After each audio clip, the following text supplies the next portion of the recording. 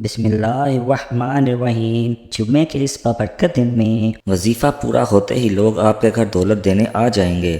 10 minute کا وظیفہ ہے، انا اعطیناک الکوثر، یہ 400 کروڑ کا وظیفہ ہے۔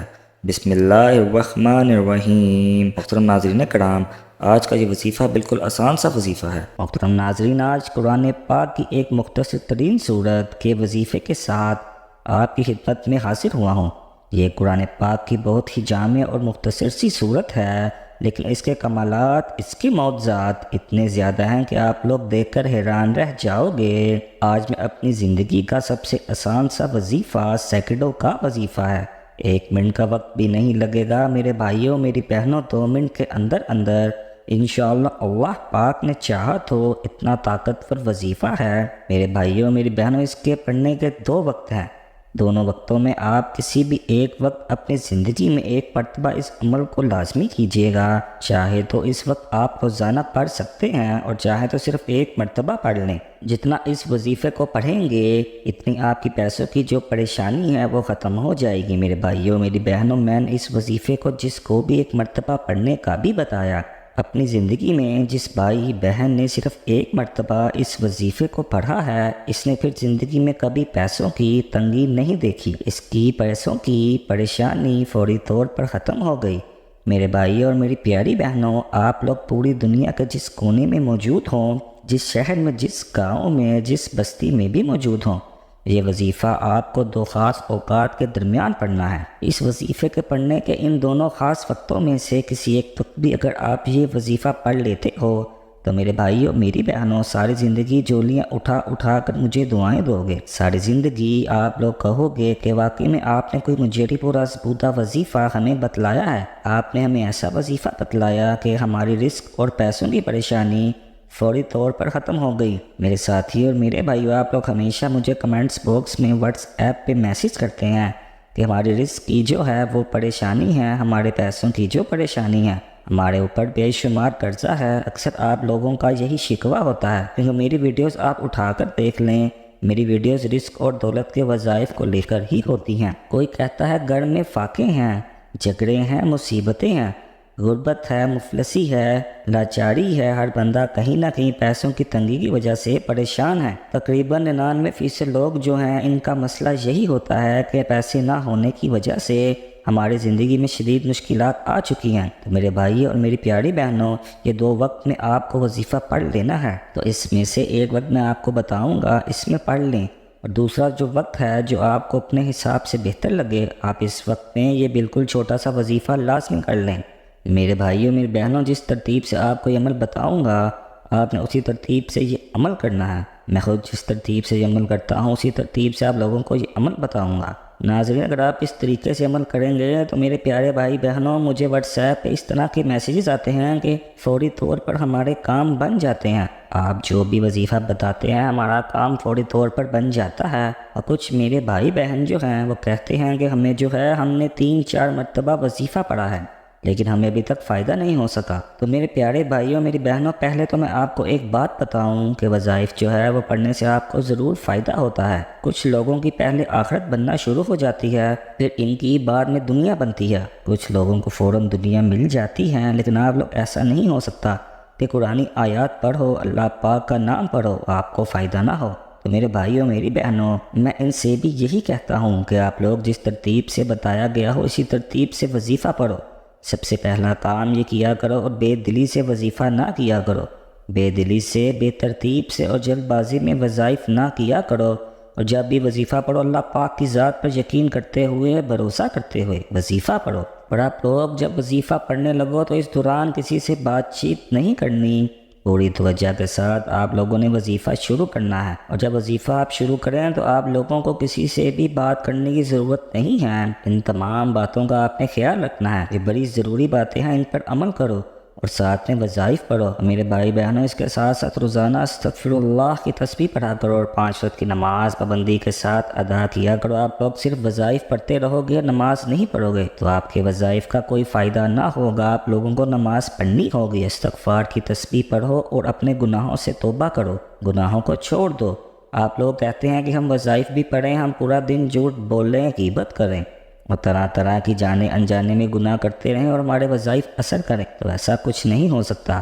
آپ لوگ بالکل اپنے گناہوں سے توبہ کر لیں، بالکل اپنے گناہوں کو چھوڑ دیں، اور پھر آپ لوگ دیکھیں گے استغفار کی تسبیح پڑھیں گے، اور جو میں طریقہ آپ کو بتانے لگا ہوں، آپ اگر اس طریقے کے مطابق اس عمل کو پڑھیں گے تو انشاءاللہ العزیز آپ کو ضرور فائدہ ہوگا۔ آپ لوگ کہتے ہیں کہ ہم کوئی کام نہ کریں، ہم بس جو ہے وہ صرف وظیفہ پڑھ لیں، وظیفے سے فائدہ ہوتا ہے، لیکن ساتھ میں اگر گناہ کر رہے ہیں تو پھر آپ لوگ خود سوچیں کہ آپ کو کیسے فائدہ ہوگا۔ تو گناہوں کو چھوڑ کر وظیفے کی طرف آئیں اور تمام گناہوں کو اپنی چھوڑ دیں، اور جتنا ہو سکے اللہ پاک کی راہ میں دیتے چلے جائیں، جتنا بھی آپ کو توفیق ہو، 10 20 1 200 جو بھی آپ کی طاقت ہو، جو بھی آپ کی حیثیت ہو، اللہ پاک کی راہ میں آپ لوگ خرچ کرتے چلے جائیں۔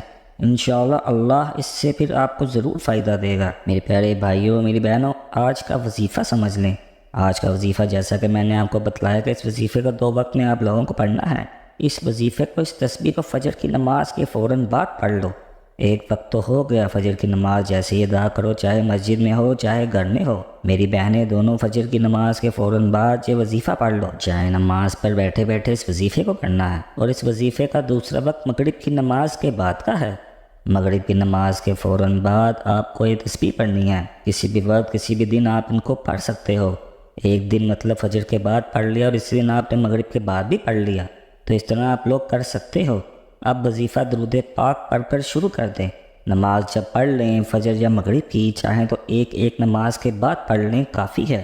لیکن اگر آپ پڑھنا چاہیں تو کیا ہے، چھوٹا سا عمل ہے، آپ کو اس کا بہت ہی زیادہ فائدہ ہوگا۔ ناظرین ایک بات ضرور سمجھ لیں کہ اس وظیفے کو آپ لوگ جتنا زیادہ پڑھیں گے، آپ کی رزق کی پریشانی اللہ پاک کے حکم سے ختم ہو جائے گی انشاءاللہ۔ اب میرے بہنوں اور میرے پیارے بھائیوں، آپ لوگ جب یہ وظیفہ شروع کرو تو کوشش کرنا ایک تسبیح آپ کے ہاتھ میں موجود ہو۔ تسبیح اپنے ہاتھوں میں پکڑ لو، اور سب سے پہلے آپ لوگوں کو ایک مرتبہ درود پاک پڑھنا ہے۔ اگر تسبیح نہ ہو تو کوئی پابندی نہیں ہے کہ آپ تسبیح کو لے کر ہی وظیفہ پڑھو گے۔ سب سے پہلے آپ لوگوں کو صلی اللہ علیہ وآلہ وسلم پڑھ لو، یا درود ابراہیمی پڑھ لو۔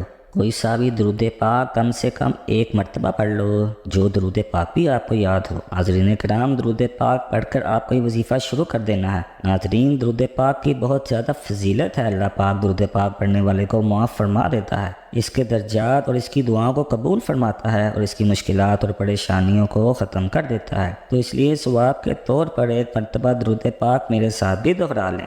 اللهم صل على محمد وعلى آل محمد كما صليت على إبراهيم وعلى آل إبراهيم إنك حميد مجيد اللهم بارك على محمد وعلى آل محمد كما باركت على إبراهيم وعلى آل إبراهيم إنك حميد مجيد۔ جب درود پاک پڑھ لو تو اس کے فوراً بعد آپ لوگوں کو سب سے پہلے جو وظیفہ پڑھنا ہے وہ ہے یا سلام یا سلام یا سلام پڑھنا ہے۔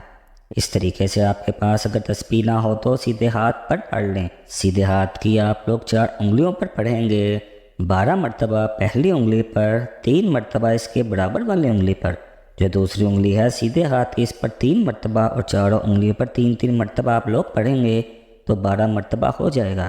سب سے پہلا وظیفہ آپ کو 12 مرتبہ پڑھ لینا ہے۔ یا سلاموں کا وظیفہ پڑھ لو، تو اس کے بعد جو دوسرا وظیفہ پڑھنا ہے وہ سورۃ الکوثر کا ہے۔